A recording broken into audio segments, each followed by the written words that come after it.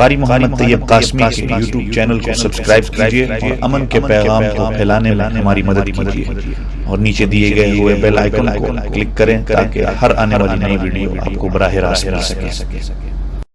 تو بات میں کر رہا تھا کہ محبت جو ہے وہ کچھ تقاضے مانگتی ہے، کچھ شرطیں مانگتی ہے، کچھ شرط اور تقاضا ہونا ہوتا ہے، اور اس میں سے میں نے بات کی تھی، بزرگان دین نے لکھا ہے کہ نمبر 1 محبت کی شرط اور تقاضا یہ ہے کہ نبی کی تعظیم، توقیر، ادب جس طرح صحابہ نے کیا، آج بھی بعین ہی اسی طرح کہ جب حضور پاک صلی اللہ علیہ وسلم کی حدیث کہیں پڑھی جائے، آپ صلی اللہ علیہ وسلم کا نام کہیں لیا جائے، آپ صلی اللہ علیہ وسلم کی بات کہیں اگر سنائی جائے تو ادب اور تعظیم اور توقیر کے ساتھ بیٹھ کے حضور پاک صلی اللہ علیہ وسلم کی بات کو سنا جائے، جس طرح امام مالک کا میں نے آپ کو واقعہ سنایا۔ اور سورہ حجرات کبھی آپ کو زندگی موقع دے تو گھر بیٹھ کے کبھی سورہ حجرات پڑھ کے دیکھیں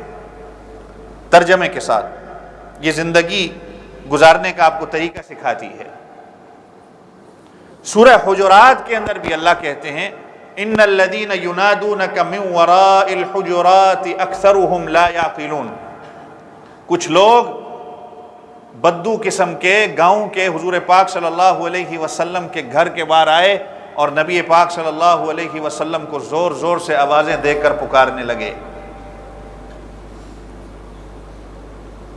اللہ رب العزت کو یہ عمل پسند نہیں آیا۔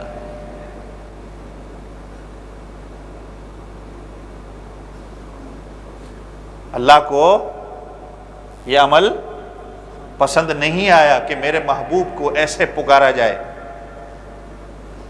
اور اللہ کہتے ہیں کہ ان الذین ینادونک من وراء الحجرات اکثرهم لا یعقلون، جن لوگوں نے نبی کو ایسے پکارا، اکثرهم لا یعقلون، ان میں سے اکثر جو تھے وہ عقل کے بغیر بے وقوف لوگ تھے۔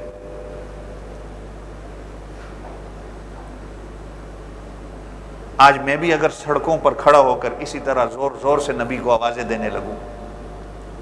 اللہ کا قرآن تھوڑا سا سوچیں، اللہ کا قرآن کیا کہتا ہے؟ یہ سورت جب شروع ہوتی ہے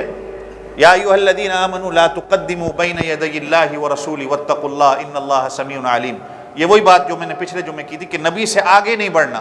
یا ایھا الذین آمنوا لا ترفعوا اصواتکم فوق صوت النبی، اپنی آوازوں کو نبی کی آواز سے بلند نہ کرنا۔ یہ جب آیت اتری،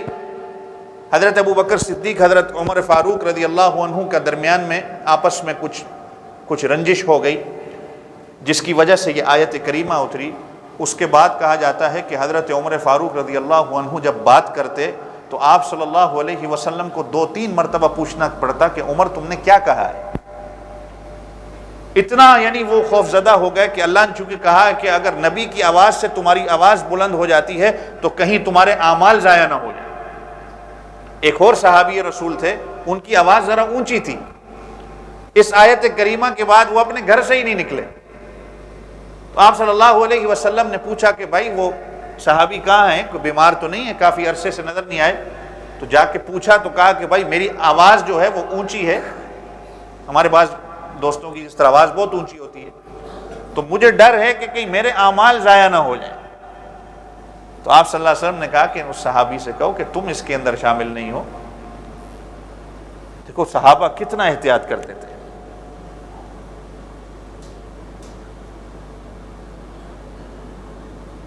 تو فرمایا کہ ادب، تعظیم و توقیر، نبی کی آواز سے اپنی آواز کو بلند نہیں کرنا۔ میں وہی بات کر رہا تھا کہ خوشی کا اظہار ہر مومن کرتا ہے، یہ مومن کے لیے خوشی ہے کیونکہ حضور کے آنے سے لوگوں کو جینے کا شعور آیا، رحمت بن کے حضور پاک صلی اللہ علیہ وسلم پورے کائنات کے لیے آئے۔ لیکن خوشی کے نام پر بدعات اور خرافات اور ایسے ایسے کام کرنا، آپ سارے سوشل میڈیا میں دیکھ رہے ہیں کہ کیا ہو رہا ہے۔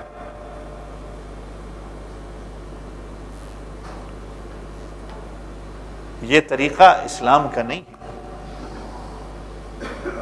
یہ طریقہ اللہ کے رسول صلی اللہ علیہ وسلم کا، صحابہ کا طریقہ نہیں ہے۔ محبت تو جب عشق ہوتا ہے تو کہا جاتا ہے کہ ہم شور مچا کے اگر کہیں کہ غلامی رسول میں موت بھی قبول ہے، اور موت تو بعد کی چیز ہے، پہلے اپنی زندگی کے اندر تو غلامی رسول بنا کے دکھاؤ۔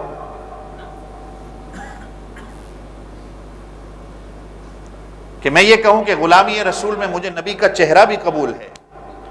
غلامی رسول میں مجھے 5 وقت کی نماز بھی قبول ہے، غلامی رسول میں مجھے ماں باپ کی فرما برداری بھی قبول ہے، غلامی رسول میں بہنوں کا بھائیوں کا حق ادا کرنا بھی قبول ہے کہ نہیں؟ موت تو بڑی بات کی چیز ہے، پہلے زندگی جو اللہ نے دی ہے اس کو تو نبی کے طریقے پہ ہم بنائیں۔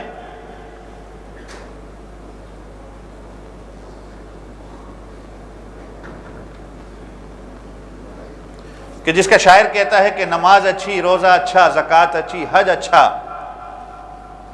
مگر باوجود اس کے میں مسلمان نہیں ہو سکتا،